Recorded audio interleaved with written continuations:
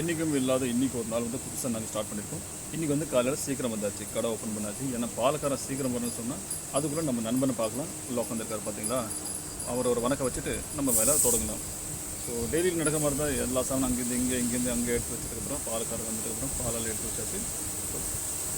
So டெய்லியில் நடக்க மாதிரி தான் ஒவ்வொரு விஷயமும் நான் வந்து பொருளெல்லாம் எடுத்து வைக்கிறதுக்குள்ள நம்ம நண்பர்கள் வந்து நம்மளை வந்து பார்க்க வந்திருக்காங்க.